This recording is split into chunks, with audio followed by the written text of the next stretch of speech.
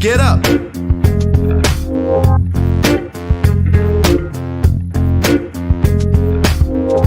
Get up. Well, get up.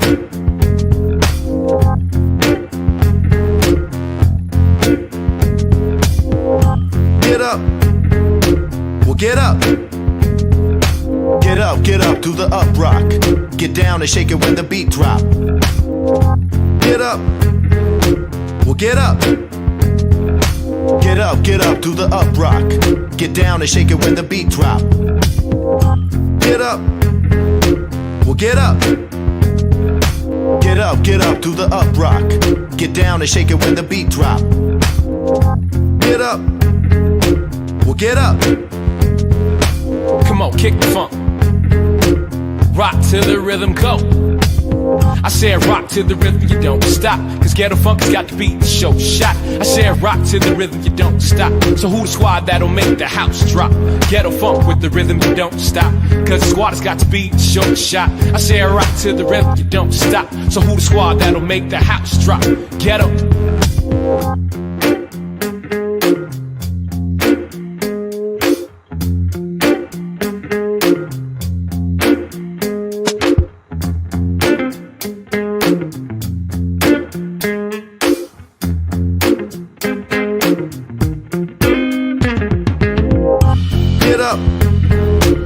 Get up.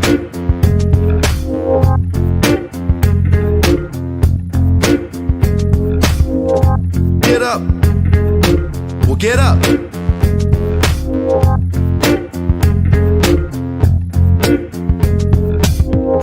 Get up. Well, get up. Get up to the up rock. Get down and shake it when the beat drop. Get up. Well, get up. Get up to the up rock. Get down and shake it when the beat drop. Get up. Well, get up. Get up to the up rock. Get down and shake it when the beat drop. Get up. Well, get up. Here we go. Rock to the rhythm, go. I said rock to the rhythm, you don't stop. Cause ghetto funk has got to beat the show shot. I said rock to the rhythm, you don't stop. So who the squad that'll make the house drop? Ghetto funk with the rhythm, you don't stop. Cause the squad has got to beat the show shot. I said rock to the rhythm, you don't stop. So who the squad that'll make the house drop? Ghetto. That's right.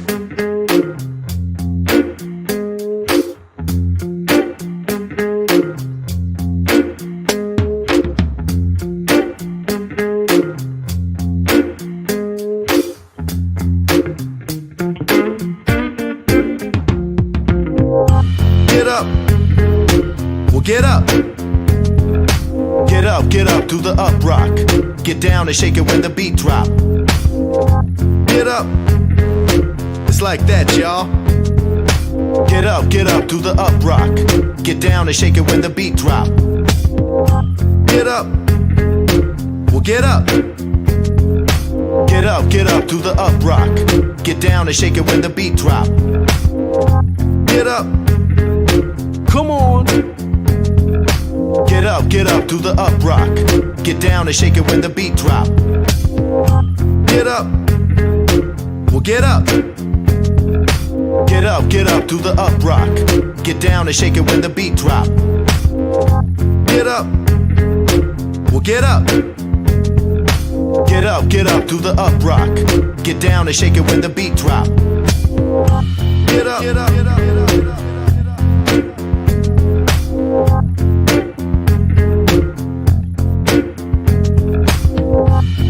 Get up, get up, get up, get up, get up.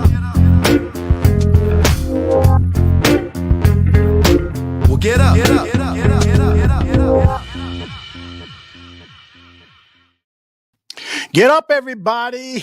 I should have named the show Get Up. I like that little piece of music that I found somewhere. It's actually from Pond 5. I should get the name of the artist and give him some credit. Pond 5 is a stock music house, and I found that piece of music, and I said, that's the kind of the vibe that I'm looking for BSing with Aldo. Welcome to, I think this is the third or fourth episode, just trying this out to see if I can handle a solo show with some roll-ins, some stuff from press conferences and a one-on-one interview and package stuff, and also just share some thoughts with you about some of the stuff that has been presented in the media or some of the stuff we've heard in social media or even some thoughts from fans themselves. We've got a nice gathering. Thank you, Chim. We got a nice gathering of people entering. Chim says, Lions still winning this motherfucker. Injuries be damned. Next man up. Chim, the thing with the Lions is Dan Campbell. He did it again. He ruined the chances of the Lions winning that game against the Buffalo Bills. They fought bravely. They fought good. But Dan Campbell just can't get out of his way with these really stupid decisions. I mean, when I went to see them in his rookie season coaching the Bears, they were playing at Soldier Field, and Campbell made a number of numbskull decisions. And I said, this guy's never going to be a good head coach. Now, I was wrong. He has proven himself to be a very good head coach. But the problem is that he gets his personality is very aggressive, and sometimes you need to just stop yourself. Stop it. But I think that their Super Bowl hopes are down the drain, mainly not because of Campbell, although he would have found a way to screw things up, or maybe will. But these injuries that have piled up on this team, we learned today that David Montgomery might miss the rest of the season. He has some kind of an MCL tear, so we'll see how long he is out. But I got to give it to them. They played a great game against Buffalo, but Dan Campbell was the number one reason, that and of course the injuries to the defense, that they were not able to win at home against the Bills. Bizarro World says Dan Campbell is a real risky dude, and I'm laughing because right before that, Chris Watts says the Lions are wankers. Elliot says, hey, Aldo, can you ask David why he isn't doing the Take the North with Dan anymore? That's a great question. I wish I would have thought of that. Unfortunately, the interview that I'm going to show you now was done late last week. I think it was Friday. I interviewed David Haugh. When I reach out to guys like David, who, David has like 50 jobs. He's all over the place. I try to make it as convenient as possible for them. And so sometimes joining us live isn't possible. So I said, you name a time, and I got the recorder. We'll do an interview. It's about 20 minutes long. I talked to him about the Chicago Bears, got to learn a little bit more about his career.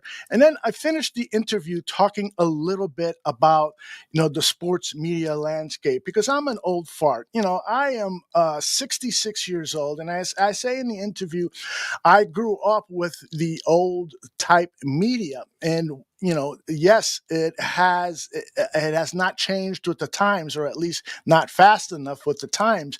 But one of the things that you can rely on is that for the most part, I'm not saying 100% of the time, but for the most part, when they report something, it's been sourced the proper way in the world of journalism. And I know this because I worked in journalism here in Chicago for about 7 or 8 years. You double and triple check sources. And so when somebody like Sylvie, for instance, he's not a sports journalist per se, at least I don't think so, in my opinion.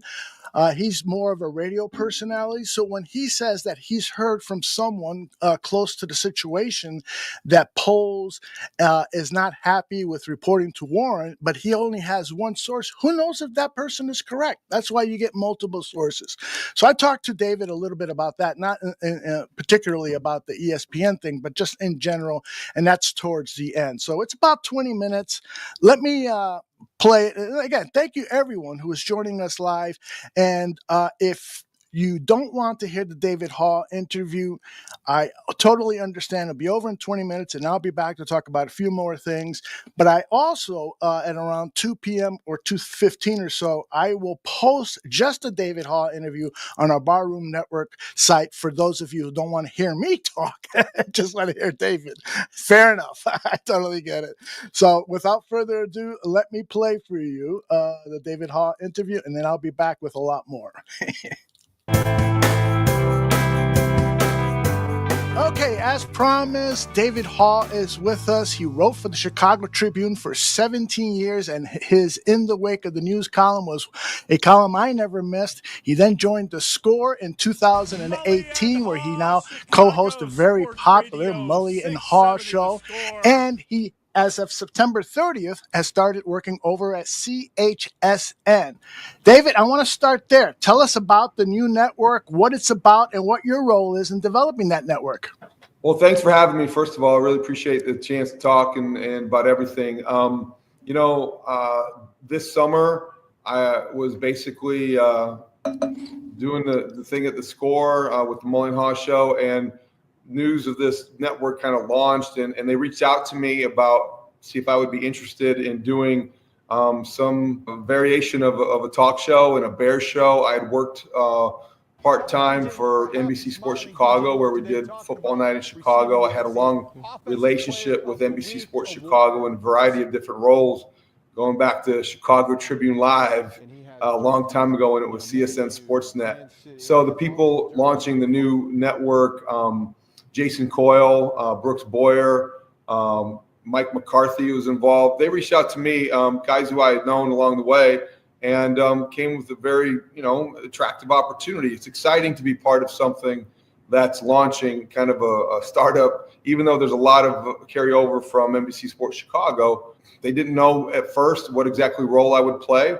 Now we've got the big pro football show that I co-host every day with Ruthie Polinsky and Clay Harbor 3 days a week, and he's in there 3 days a week and does a great job. And then the Chicago Lead with Brooke Fletcher and Cam Smith. And I'll have to say this, it is a startup. Not everything has gone according to plan with the carriage, and I can't answer those questions about Comcast, so thank you for asking. But I'll say that the people that I've worked with, their attitudes are great. It's a tremendous environment.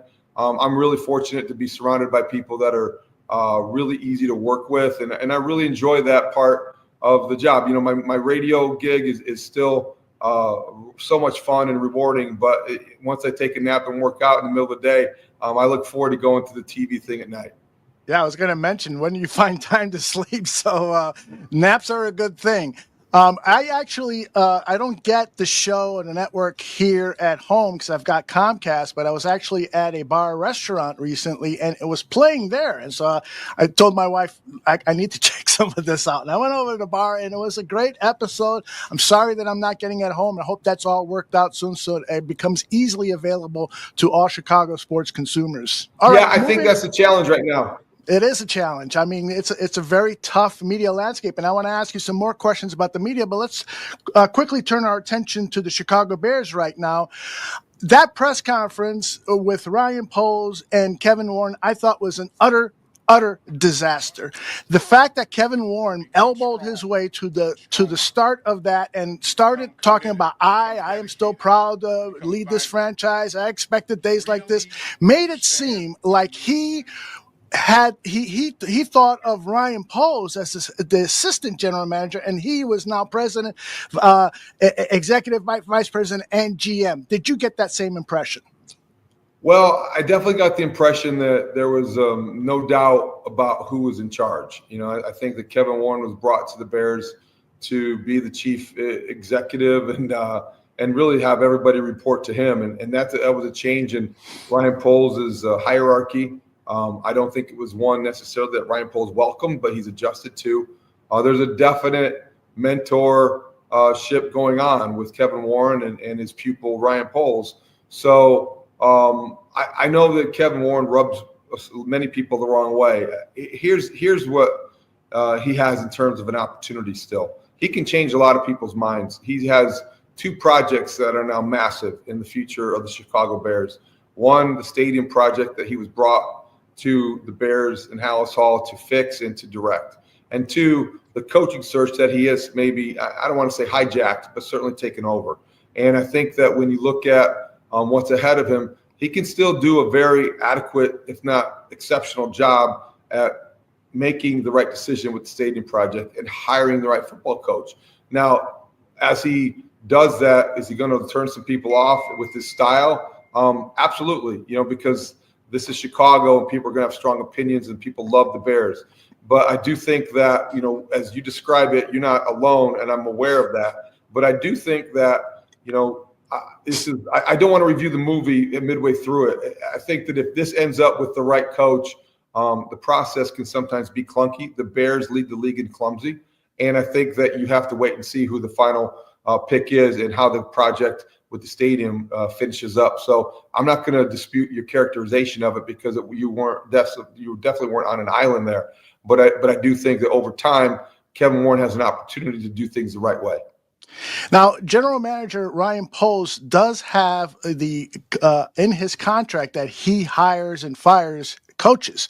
So what I am sensing here is that there could be some rift between the two of them because Warren did make it clear that he was going to spend hours every day with Poles. And there are reports that Poles is not happy about the fact that he now has to report to Kevin as opposed to management. I do a show with Greg Gabriel, the former scouting director of the Chicago Bears. He said that the GM job was always sought after because of that relationship. There is no president. There is no middleman, and but now that appears to have gone. What are your thoughts on that whole situation?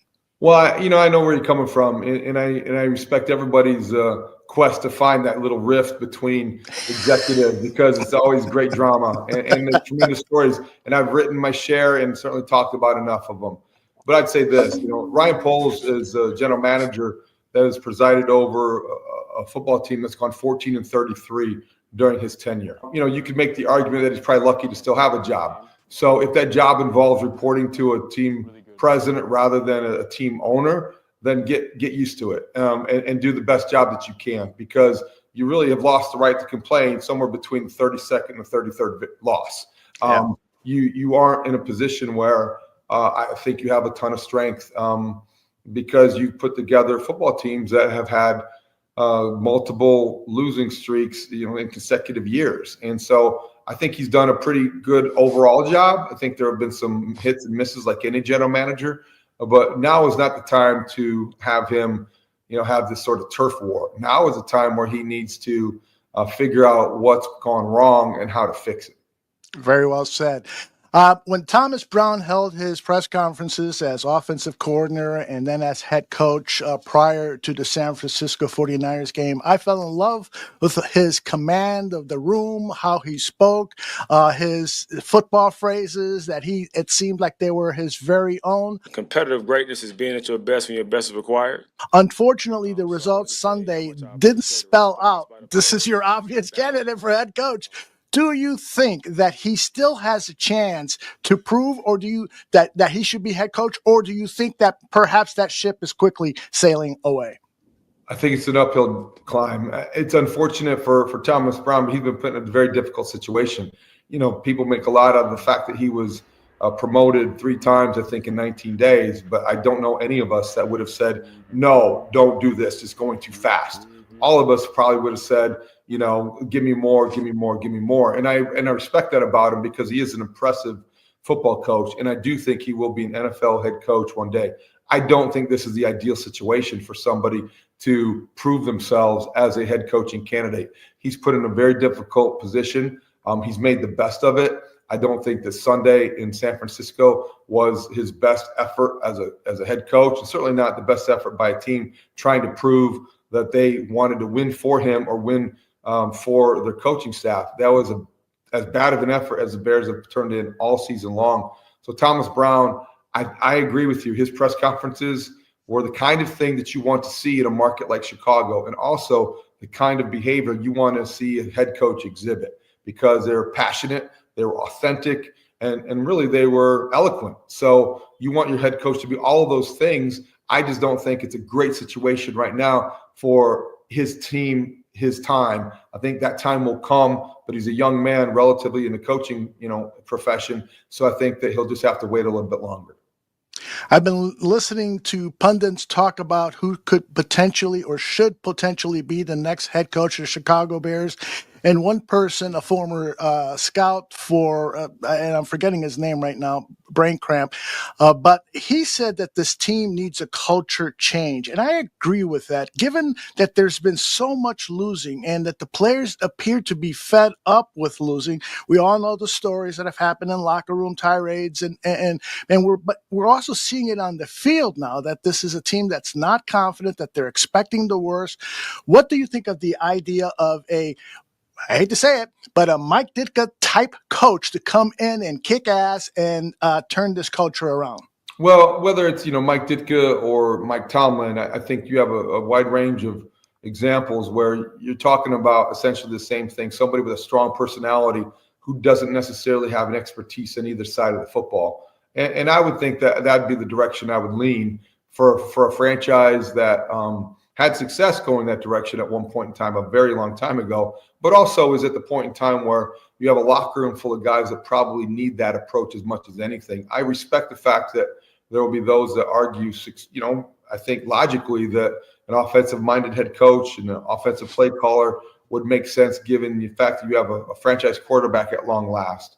But I also think that a guy who is able to command the room, command respect, and make decisive decisions in crunch time, that's as appealing as anything. Not have a team that's undisciplined, not have a team that is unfocused, and certainly not have a team that is non-physical. You need to have a violent, physical, tough football team, both physically and mentally. And you find me that coach, and I'll show you a winner. Caleb Williams, once you kind of look through all of the blemishes, you see a quarterback who is accomplishing some really good things statistically and also in just passing the eye test, right? So my question to you is, are you worried that the dysfunction in the organization might impact his growth? I really don't worry about the dysfunction in the organization impacting his growth. And I know that's probably a minority opinion. We could argue that the dysfunction in the organization is responsible for Caleb Williams' stunted growth, for the Bears' bad season, and for traffic on the Edens. I mean, you could talk about a lot of things that the Bears are responsible for and blame them for everything. But I do think this: Caleb Williams is not only a special talent, but to me strikes me as a special young man. I do think he's able to transcend some of this nonsense. And I don't want to say that he's Bears proof necessarily, but he does strike me as one of these guys that will come through your organization and be able to withstand or absorb the kind of things that you're describing. So not ideal. I wouldn't recommend it. And you certainly wouldn't want it on any number one draft pick overall. But I'm also not worried about him being affected long-term by this. I'm more concerned about them protecting him over the final 4 games and getting him time to throw so he doesn't set a new sack record, because those are the kinds of bad habits that are more difficult to overcome, the kinds of things that happen on the field as a result of the dysfunction. So mentally, no. Physically, maybe. Yeah. This is the Chicago Bears schedule, and on the lower right-hand corner, weeks 15, 16, 17, and 18, it's the Vikings, Lions, Seahawks, and Packers. A formidable schedule. You just talked about protecting Caleb Williams. At what point do you start to consider maybe Tyson Bagent should get a shot here to run this offense and protect our quarterback?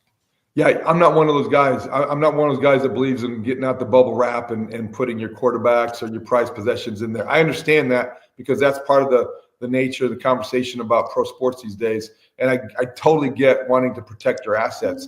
But I don't think that – and I'm a Tyson Bagent guy. I really like his story and everything about him. But Caleb Williams is a young quarterback that needs reps. And I think that he needs experience and he needs a frame of reference. And he also has pride, and I think he would not want to sit down if he wasn't forced to sit down. So I think you have a decision maybe to discuss. I don't know if you have a decision to make. Certainly it's part of the conversation, but I don't think it's part of the conclusion.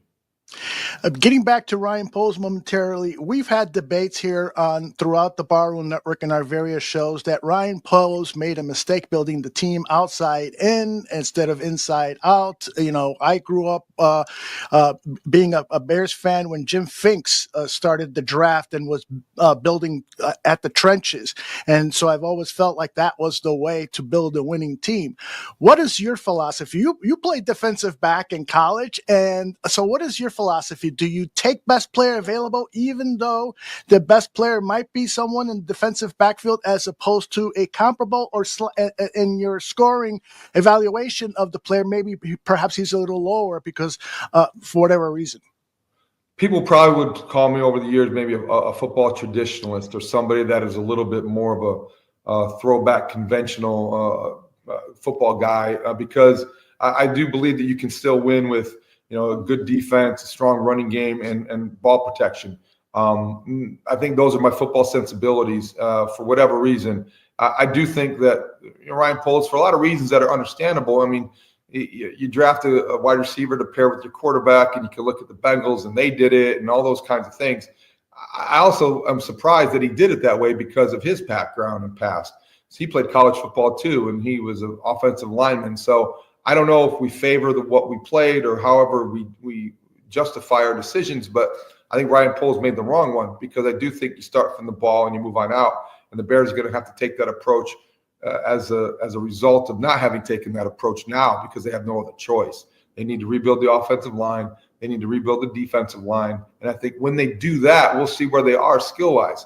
For years in Chicago, as you know, although we've been cursed with the offense that doesn't have a lot of skilled position players. I mean, and certainly have been searching for the quarterback forever. So I get the reasons, but I do also think it was a miscalculation, because they left the offensive line bare, and a lot of the risks that were calculated risks didn't pay off. The Nate Davis experiment, the Ryan Bates pursuit, the drafting of Kieran Amangaji did not work out well. So those are mistakes against Ryan Poles, and reasons why we're talking about their need to now prioritize the offensive line. All right, in the last few minutes that I have you here, I'd like to turn our attention to the sports media landscape. And I'm like you, I'm a traditionalist. When I was in junior high school, I would go over to the corner store and I would buy every Chicago newspaper available, and there were 4 of them. And I would go over to the park, and I'd always start from the sports pages and then get to the front pages. Hey, Watergate, what's this about? But I just love journalism, and especially sports journalism. Now, sports journalism has evolved over time, and I, for one, am lamenting those old days. And I don't want to sound like an old fart, but if you wanted reliable news, good reporting, and in fact, you exhibited that in the very first question that I asked you. You answered that like a true journalist. You weren't going to lend opinions to certain things that you weren't aware of or weren't certain of. You answered it like a true pro. Now, of course, we've got bloggers pretending to be newsmen. We've got people sending out social media posts saying that this happened when it really didn't happen. How do you feel about the media landscape right now, particularly for sports? It's concerning. It's concerning because I do think that there's been a lowering of the standards, whether it's ethical or otherwise. Accuracy doesn't matter the way it once did. I don't think the training is in place, and I certainly think the economic climate has created a situation where the jobs aren't as desired and aren't as well compensated. So you're going to get a lowering in salaries, you're going to get a lowering in standards, and you're going to get a lowering in quality. So that decline is troublesome, because I am somebody that I'm a trained journalist, and I say that in a way kind of as nostalgic as you sound too. I long for those days. I had my dream job for 17 years. I was at the Chicago Tribune. That's the only place I ever wanted to work. And that was the only job I ever really wanted to do.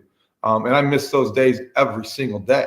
I'm fortunate because I was able to pivot and adjust and kind of evolve into a radio guy who talks until he thinks of something to say, and a TV guy who is able to take advantage of an opportunity.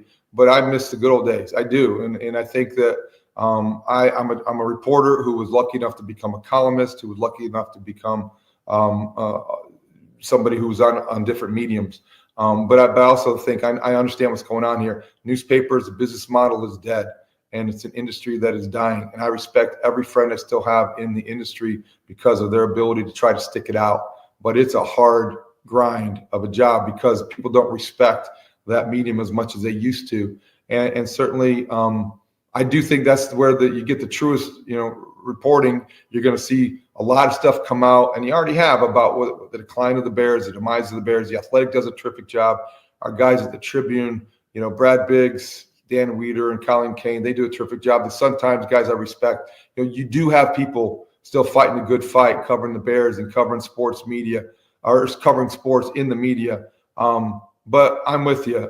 There's nothing like on a Sunday where the paper used to be this thick instead of like a pamphlet now, and you still pay like $8 for something that you never really thought you'd ever pay $8 for. So I miss the good old days. The only thing I would say to people is, just try to, in the business, just try to evolve and adapt as best you can. Understand it's a changing landscape and you're going to have to change yourself. And if you're able to try to do that, respect each step along the way, you'll adjust and adapt as best you can. Yeah, and I want to say to our viewers and listeners, trust the sources that have gone through the process of becoming journalists. I get sent a lot of stuff. Hey, is this true? And it's from Joe Blow, NFL rumors or whatever the source is. And I'm like, if it's not coming from a trusted source, find your trusted sources and then follow them and forget the rest of the noise. You will help the business. You will help the things that you complain about the media. You will actually help if you follow guys like David Haugh. Do you still do writing for Odyssey? Don't you do a column after every game? I cover the Bears games, and sometimes if there's a big news story, I'll write a column, and just to stay sharp at it. And I do enjoy those days. Like if after the Bears game Sunday against the 49ers, I wrote a column, and unfortunately they start to sound alike, and you start to say, I've written this column before several dozen times. Yeah, the guy, John Buffone, who is the nephew of Doug Buffone, does a show called Buffone 55 on our network here. And he says, Aldo, I feel like I'm saying the same thing every week. We got to figure out a new way to say this stuff. Yeah. And he's right. David, I really appreciate this moment, and not just for the Barroom Network and my show, but just personally. I've been following your career since you started at the Tribune and really enjoy your work. You are one of those trusted voices I turn to when there's news, and I really appreciate the opportunity to talk to you for 20 minutes or so. Thank you for saying that, and thank you for reading and listening and watching all the years, and I really appreciate you asking me today. You got it. All right, did I suck them up enough there at the end? But I am sincere about that. Part of it is because when I was a kid, and I mentioned in the interview that I would buy the newspapers, part of it is that everyone thought from my family, Aldo's going to be a sportscaster and stuff. And I actually ended up doing some television news reporting, but it wasn't for the sports department. And I really dread the fact that I didn't go over to where Johnny Morris and the other WBBM TV sports reporters were housed in the old building at McClure Court. I really regret not going over there and saying, hey, I'd like to, see if there's an opportunity for me here, because I would have been happier than covering, fires after drinking all night, being called at 3:00 in the morning. Hey, we need you to cover a fire over at the art district in downtown, and showing up there all hungover. But be that as it may, I truly appreciate David Haugh, Brad Biggs, and all the other old media guys. And I appreciate the fanboy stuff, like Greg Braggs. That's a great effing story. Greg Braggs started, shooting video at all sorts of sports events he had on his social media account. He would post those videos. I'm not quite sure how he came to the barroom, but I know that Phil Atoshan was a big champion of his and says we should give him his own show. We did. He got some valuable experience here, and Greg now is one of the most recognizable fan voices in Chicago sports, and I think there's plenty of room for that. I just also want legitimate news sources, news journalists, sports journalists covering our Chicago Bears. PZ says, I was interviewed by Jeannie Morris on my Pop Warner team in 1970. How cool is that? For those of you people who don't know, Jeannie worked over at WBBM TV when I was there as well. And one of the things that I really loved about Jeannie is she was a very, very good writer. Man, she could do stuff with words that I wish I could do or have done. Chris says, I found the same in music journalism. Yeah, there's a lot of that going on in really whatever area of journalism. Thank you for the compliment, Chris, and anyone else that liked the interview with David Haugh. While the interview was going on, King James wrote, realistic, honest journalism who don't jump on bandwagon prematurely would be great. And King Booker World said, all Chicago sports media makes me sick. Doesn't matter if the teams play good or bad. They always shit on the teams.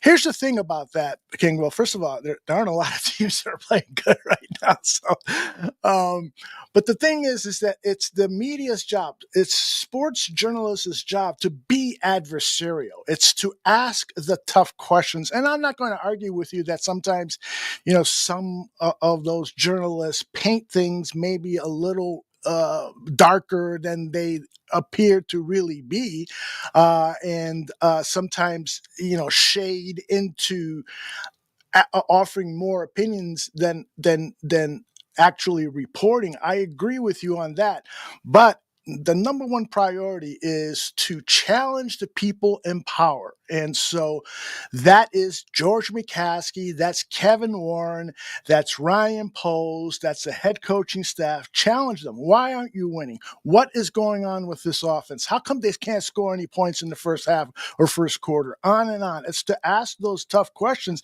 and then report on it. So, it's a tough line.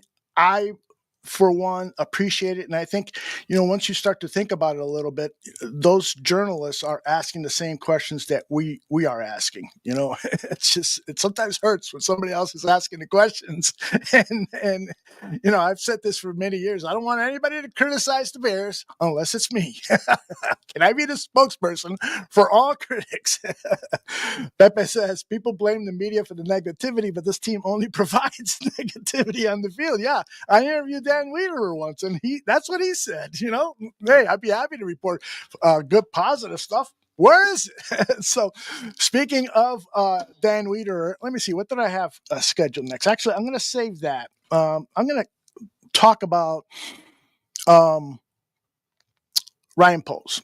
Ryan Poles is under attack, and rightfully so. And we'll get to the Dan Wiederer article that was, I thought, very, very well done. 6,000 words. Usually a newspaper article is somewhere between 700 and 1,000 words. He wrote like a mini book on this. I'm not even sure I finished reading it, to be honest with you, but I did select some things to talk about. But first, I wanted to share a clip with you. A lot of you people may be aware that Poles did an interview with an executive leadership podcast. These are people that interview people from all walks of life, transportation industry, the newspaper industry, the agricultural industry, and they're leaders in their respective fields, and they get their thoughts on leadership. And back in September, when the podcast was first released, I posted on X some of the things that Poles said about interviewing offensive coordinators, the interview process, and that he asked Shane Waldron and all the other contestants or candidates, if you're in a 2-minute situation and you need to call certain plays, what are the things that you're looking for? You're like, who's the hot player? Where's the wind blowing and all that stuff? And I thought that it was a good question, but there was a lot of, given that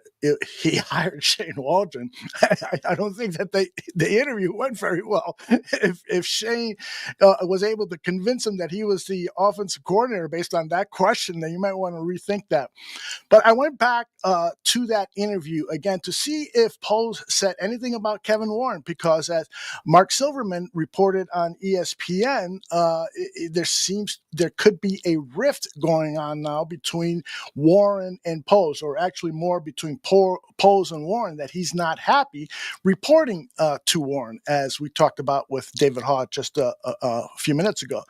So this is back in September. This is before the first game, I think, was played. This is Pose was asked about Kevin Warren, and this is what he said. Listen closely. How has it been with Kevin coming in the building? And I think originally you were reporting directly into George, and now you're kind of on part of Kevin's leadership team. Yep. How has his presence, his vision, his experience impacted what you're doing on this side of the house? How do you guys work together? Because not actually a lot of NFL teams and professional teams in general don't have that org chart. It's a little bit unique for this place. I'll say I'm so blessed to have him here, because it's not just my boss, but it's a mentor. I am very comfortable with telling him, hey, I don't know what to do here. I need some help. I need resources. Who can I go to gain some more knowledge? And his Rolodex is unbelievable. There's 5 names that are coming your way to call. A lot of the times it has to do with like innovation, like trying to get AI going, like where do we need to go, take performance to a different level. Here are more contacts to reach out to. So that's been huge. And we get together once a week, but we're bumping into each other every day, and just giving him updates of what's going on. He gives me updates on the business side. For me to be sitting in the business meetings and getting updates from that executive group has been incredible. Again, it allows us to link together and how we can help each other. You know, if we're bringing in partners, you know, let's create a program where they can come in and, you know, I can sit down with them or one of my staff members and go through a couple of players and the evaluation, just kind of get a peek behind the curtain. Really, even potential sponsors. Yeah. Wow. Yep. So I've never heard of that. That's where that relationship can take an organization to a totally different level. So I'm here for him, and he absolutely has been there for me, and he wants to do whatever he can to put our football team in the best position possible. And he's done that so many ways. I mean, down to new technology. Our new punter and our kicker Cairo asked for a TrackMan, you know, the golf TrackMan. Yeah. There's a TrackMan for kickers now. Oh, so, very cool. You know, it wasn't in the budget. It's a pop-up deal. I get it. But like, this is going to help give them instant feedback so they can be better. And, you know, we talked through it, and he allowed us to get that done. So that partnership has been incredible. And it's deeper than just work too. You know, we do a date night with our wives together, probably once every 2 months when we can make it work. So that bond's strong, and it's been a game changer for me. Okay, for those people who are worried about Poles, who don't believe but Poles has done a good job, there's a lot of shit there for you to use as ammunition.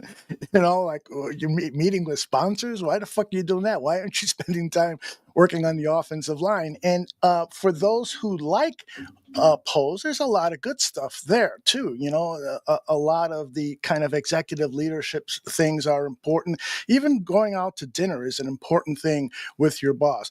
I will say one thing. In my business career, I've worked for a number of corporations, and either as a freelancer or as a staff employee. And when there is someone hired to be your new boss, worry about it because he or she will want to make some changes. They want to put their own imprint on things. And we've seen this in sports all the time. And so is Kevin Warren at that point? Okay, I came in here a little over a year ago. I've given Ryan Poles a strong look over, and I think we need a new general manager. And there's a lot to be said. If you're going to hire a new head coach, hire a new general manager too.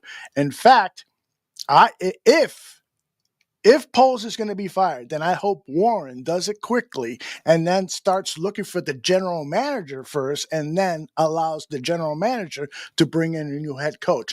That's the way it should be done, right? But we know that the Bears don't do it that way. So that's the problem.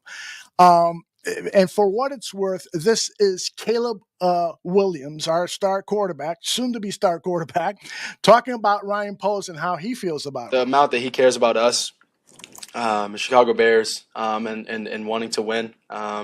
is why my faith is in him, and believing in him, and making sure that we get it right. And that's the short answer to it.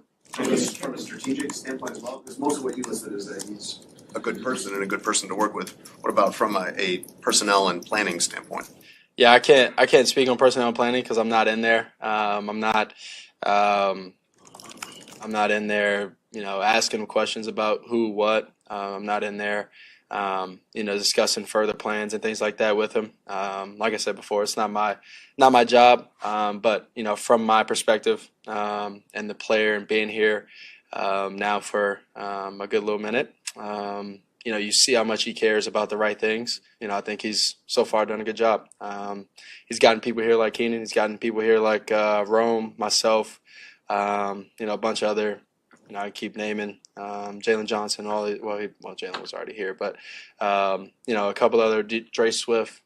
Keep going on with a list of people, and so I think he's done a good job. Sounds sincere, right? He appreciates it, and but he doesn't know all the details, of course, of what Ryan Poles has done and not done and so forth. But it sounds like he's being authentic when he basically is saying, "I still have faith in Ryan Poles," but it still doesn't answer the question: is should Kevin Warren wipe the slate clean and bring in his own GM and his own head coach? And if you're telling me, well, I don't trust Kevin Warren to make that decision, you and I are alike. I don't trust them either. But perhaps, nonetheless, that could be the best way to go. And I'm just kind of worried that he might want to be the GM. That's part of the new arrangement. I'll be making draft picks. I don't know. I'm exaggerating, of course, there, but there are certain things about Kevin Warren that concern me. But my focus here today is about Ryan Poles. And so let's dig into the Dan Wiederer article that you can find on the Tribune. You might have to be a subscriber to that. I'm not sure if it's in front of the paywall, but in any case, here's one of the things that Dan Wiederer got from the sorry, got distracted there. Dan Wiederer got from an AFC executive wondering about the whole situation at Hallis Haugh. This is a former AFC executive said, what big-time coach is going to sign up, no questions asked, to work with Ryan Poles right now? If you are a serious candidate, you'll need to ask yourself, and more importantly, them, what is the level of belief in Ryan and where exactly does it stem from? That's a key question. It's a key question. You might be interviewing as a head coach with a lame duck general manager, which, given that Warren is part of the decision-making committee, could mean that the GM will be fired after the 2025 season and you still keep your job, but then a GM is going to be brought in and that head coach has to build a relationship with the new GM. That could be a possibility. So again, isn't it, from a business perspective, doesn't it make sense to bring in a GM and head coach at the same time? I'm starting to believe that if I was Kevin Warren, that's what I would do. Now, what is the case against Kevin Warren? So here are some little things that I picked up out of Wiederer's article. So since Poles arrived, 9 Bears coaches have been fired. That's since 2022. Nine Bears head coaches, and 6 different coaches have called plays on either the offense or defense. This is not how you play winning football, having all of this turmoil going on with the decision making. My wife is asking me what I want for lunch. So stop it. Stop distracting me.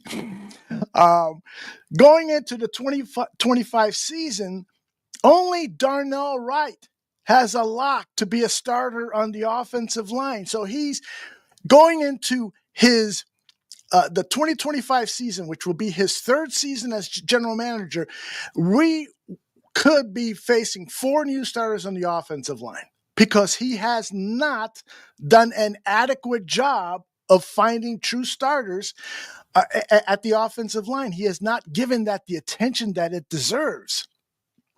Pepe says, if every big name coach isn't willing to work with Poles, fire Poles. You shouldn't stop them from getting the best head coach available. That sounds absolutely correct. And Ed Mass says, that sounds like a question you asked on your video. Yeah, Ed Mass is saying that Dan Wiederer saw my video and then got the idea, a video that I did a week ago on Ryan Poles. And maybe he did, but the extent of research that he did for his article tells me that I was not the inspiration. He's been working on that article for a while.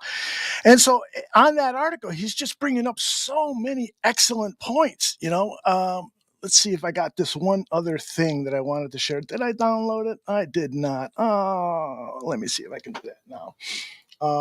So nonetheless, it's concerning to me. I don't think I have it. Nonetheless, there's tons of great stuff in that article that gives you fodder for thought. If you are a Ryan Poles supporter, I really encourage you to try to read that article. And during the week here at the Barroom Network, we'll make reference to it again, especially on Wednesday when I'm doing my Wiederer Soul show with Johnny Santucci and our special guest, Ryan Zimmerman. We'll make more reference to it and we'll bring out more points about that article. But right now, Ryan Poles, while he's had some successes, there are huge concerns right now about what he has done wrong. And well, here for instance, I have this one other one. This is from the article. Wiederer writes, throughout his coaching tenure, Eberflus was described inside Halas Hall as awkward, corny, and inexplicably isolated at times. This is all stuff that Poles knew about. He, when he would talk to the media, he's a hard worker. He's corrected mistakes mainly that were of his own. He laid all this great stuff out, but there were whispers going on in Halas Hall that Eberflus was kind of flaky, kind of nerdy, kind of corny, kind of awkward, and that makes it really, really difficult to connect with today's player. And we saw that eventually burst first because of poor in-game coaching decisions. That's why Jalen Johnson went off on him. He's no idiot. He knew that they could have won that game if the coaches would have done their job and coached in-game properly. And so he knew all these things and he let it go on. And even into the 2024 season, he knew that Eberflus was making mistakes. After that Washington game, that's when you had to start making plans that he might not last the season. And so that if you weren't ready to fire him right after the Washington game, you had to have things in place to say, all right, this is a strong possibility. So who's the next in command? Who's that? So that you don't go through that Monday morning meeting after the Thanksgiving weekend and then make the decision while Eberflus is having a press conference. These are all poor general managerial mistakes, decisions that he's made. It's right there. I mean, I hope to do some more research on Ryan Poles and in particular want to read stuff in support of Ryan Poles so that way I can better gauge my opinion of what to do.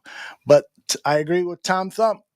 Poles has more misses than hits. It's just a fact right now. And, hiring such a young general manager and then he hiring a young inexperienced defensive coordinator who there were a lot of reports on, according to Dan Wiederer, that he was going to be out at Indianapolis, going to lose his job as defensive coordinator, and that he would probably latch on somewhere as a position coach. But Poles saved him and got him a head coaching job, and he then has this luxurious lakeshore drive home.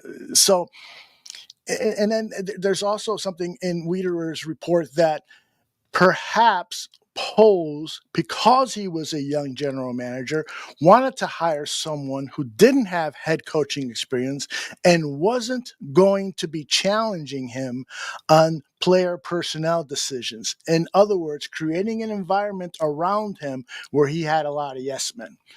Now, that one, it's highly debatable because Poles himself has said that he likes the environment where people are differing with ideas, debating about players and so forth. So that goes against his own words. So I'm not sure it's true, but you can kind of see that point of view if someone says that he hired Eberflus because he knew Eberflus wasn't going to, challenge him and get into arguments with him. Hey, Minister, how are you? God bless you, and thank you for popping in. So a lot of concerning things there about Ryan Poles. And speaking of praying, I'm praying for Ryan Poles. The best case scenario right now for me is that the Bears win convincingly against the Minnesota Vikings, then beat the Detroit Lions at home, then win Thursday against the Seattle Seahawks on prime time, and then win the season finale against the Green Bay Packers. If that happens, I might switch my mind and all is forgiven. Their in-season adjustments, bringing Thomas Brown in the head coach and call plays and so forth, then we'll have changed the team around and we'll end up strong. And then there's a strong case there for Poles to win his job. But the likelihood is that we may not win another game. And what is happening, what could happen tonight is that we're going to get walloped because the offensive line that Ryan Poles developed isn't any good. And the backups are even worse. Somebody asked, let me see, give them credit for this. Somebody asked about, can I provide an update? By the way, I did mispronounce Thomas Bajent's last name. So thank you for pointing that out. I said Bajent. That was in the Hall interview. But who was it? Man, I need to get this organized here. Somebody asked about who's going to be playing tonight and not playing. So let me pull up the injury report. Right now, we know that offensive lineman Ryan Bates, who is another Lucas Patrick, right? A guy who had some experience playing on another team, although Bates was primarily a backup for Buffalo. But they really liked his traits, they being Ryan Poles, that he's athletic and can move and can play center and guard. But his first season with the Bears is a lot like Lucas Patrick, very, very limited snaps. He's not playing it again tonight. Gervon Dexter, probably our biggest force in the middle now that Andrew Billings is out. So Billings and Dexter out. They're going to run up the middle on us. They're going to run right at Tremaine Edmonds. And Tremaine Edmonds can't get off of blocks. Another Poles acquisition. The rushing game is going to be hurt. Roshan Johnson is going to be out. Of course, we could have had Khalil Herbert, which I said we should not trade this guy because he's going to come in handy later in the season when one of our backs, Swift or Johnson, is hurt. Did you see Travis Homer out there last game? It's ridiculous. And now they're going to rely on some guys that have been recently acquired. And DeAndre Swift is questionable. He'll likely play, but he's not going to be 100%. Josh Blackwell will play. Hicks will play. Travis Homer, who had an injury issue, will play. Mercedes Lewis. So that's what's happening with the injury report, and you can kind of point at Ryan Poles' player personnel decisions as to why we don't have some strength at some of these positions where players are out. The running back position with Khalil Herbert is a perfect example. Khalil Herbert, knowing this scheme, could have picked up 100 yards rushing tonight if he was forced to be the starter because Roshan and DeAndre were limited or out. So that's that. I had one other thing to share with you really quickly. Let me see what people are saying here before. I don't want to ignore people. PC says Royce Freeman will save us. Yes, that's who we got. 28-year-old Royce Freeman. Cast off, wasn't playing. King Booker Wells says, what success? Jay Sanders poses in softy. Sports Chicago style. Does Herbert make this a winning team? Not re-signing him? Flip him? No, Herbert doesn't make this a winning team. I don't think so. But Herbert, I would have liked to see Herbert playing tonight as opposed to Travis Homer. This is my point. Sanders says, I don't want a softie as my GM. All right, so let me just say this quickly, and we'll pull the plug on this episode of BSing with Aldo. My many thanks to David Haugh. I will be back here at 3 o'clock with Mike North for the Mike North advantage. So in about 60 minutes, I'll be back. But I do want to leave you with one thing, and I promise I will talk about this much more on Buffon 55 Tuesday night, tomorrow night, and on Wednesday, Bare Their Souls. Mike Vrabel. He seems to be rising as the number one candidate for many Bears fans to be the next Bears head coach. I don't know Mike Vrabel. I know that his first 3 seasons, he had success as head coach with the Tennessee Titans, got them to the playoffs. I think all 3 of those seasons went to the AFC Championship game. And then the last 2 seasons, things went terribly wrong. And so we got to ask ourselves what went wrong. What went wrong? And so I'm collecting information. A lot of it is from people on social media that sent me stuff to look at. After they called me stupid because I posted that he's like 6-24 in his last 30 games or whatever it was. But did he have that losing record? And so people are saying, well, they traded A.J. Brown, blah, blah, blah, this and that. Well, here's, there's a lot of stuff. When the Bears interview him, there's a lot of stuff that the Bears have to talk to him about. Like, for instance, this is from the Tennessean. Second paragraph here. A.J. Brown, who was traded from the Titans to the Eagles, Brown said a lot of the Titans' audible calls are simple enough that the words with L's in them mean plays are going to the left, and words with R means the plays were going to the right. Bates, who is the podcast co-host of The Raw Room, where Brown said these comments, Bates acknowledged that most teams have oversimplified calls like that. But Brown, and I actually saw this, I didn't pull the clip because it was a little convoluted and this was more succinct. But Brown says that the Titans playbook was completely unchanged year after year after year. So Brown, because he was pissed off at the Titans for not keeping him in Tennessee where he wanted to stay as opposed to being moved, he shared the audibles with the Eagles when they played them. And so every time they heard in the quarterback changing a play, Roger, they knew the play was going to go to the right. Lefty, no, or not lefty, but loser. They knew the play was going to go to the left.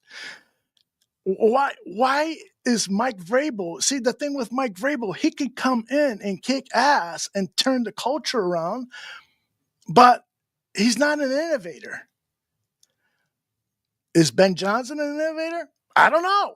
I'm not interviewing these guys, but I have questions about every one of the guys that's a big candidate. They're going to have to explain to me. I'm going to have to learn from Ben Johnson. All right, it looks like you know how to call a game. It looks like you've got a creative playbook and so forth. How are you going to lead those players in that locker room who are pissed off at losing over the last several years?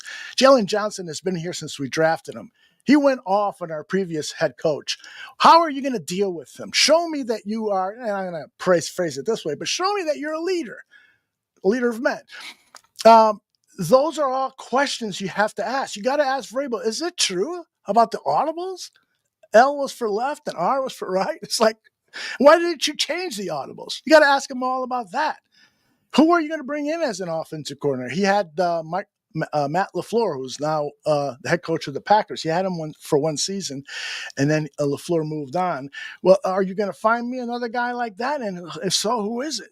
There's so many questions that need to be asked. And so what I'm saying here is I'm not advocating for any of these motherfuckers.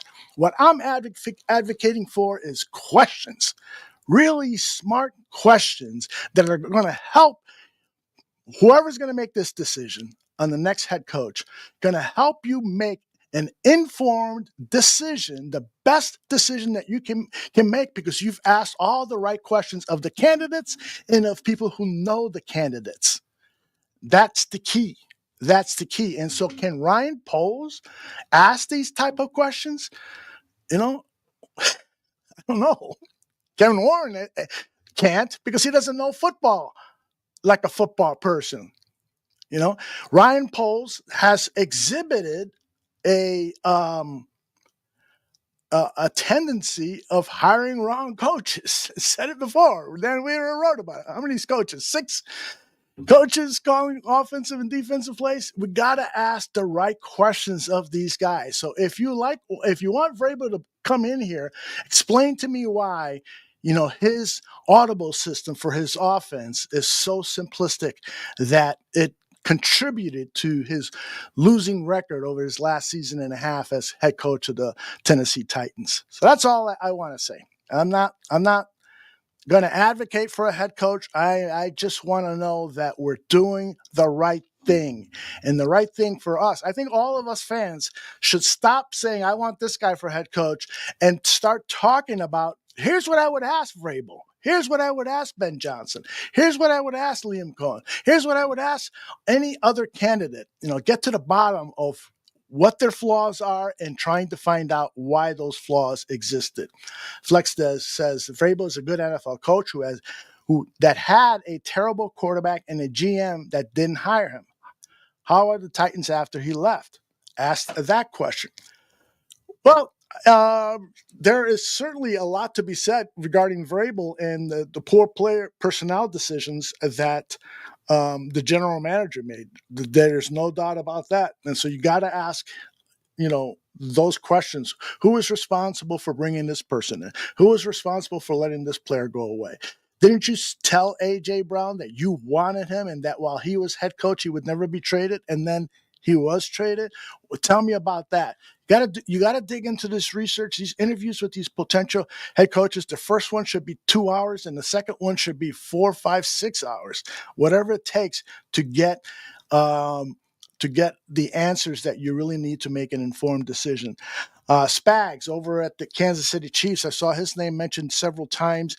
He would be a guy that I'd be interested in talking to. I think that special teams coordinators are too often overlooked, and there's some quality guys, who have essentially worked both with the offense and defense in their meetings and with their performances on the field. And so the key question with Spags and any special team, any candidate is, who are you bringing in to be your coordinators? Who is it? And then you need to do the research on those guys.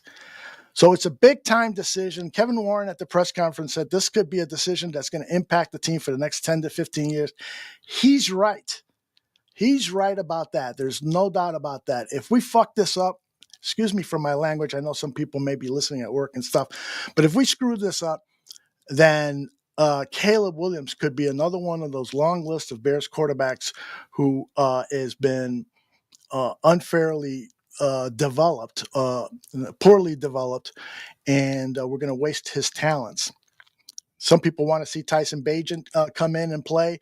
I frankly, if you lose the next 2-3 games, I frankly wouldn't mind seeing him play against Seattle or because you could then use him as trade bait and then pick up a veteran quarterback next season to play behind Caleb. But that's another story. We'll get into all of that Tuesday night, Buffon 55, Wednesday night, Bare Their Souls. Mac and Reed, I think they're going to have a show on Thursday. Mike North will be here in less than an hour. If you have questions for Mike, join him live. And I really appreciate everyone who has joined us live. My meter says here almost 330 people joined us live across our platforms on Twitch, Facebook, X, and YouTube. Really, really, really appreciate it. Samo, I see that you're in. I'm going to give you a call soon, set up a date with you to come on Bare Their Souls. For those of you who don't know, Dan Aguirre is no longer with Bare Their Souls. He's got a new work schedule. I talked to him over the weekend, and he says things are going crazy at his job. And so I'm having guest co-hosts for some of these shows. One Bearman says, thank you. We appreciate you, Aldo, and I appreciate all of you. So, again, hopefully you'll join Mike and listen to his rants. He's going to have some good ones, and he'll also have some information on betting on tonight's game. So if you guys are bettors, you might want to listen. He usually gives out his pick in the last 5 minutes of the show.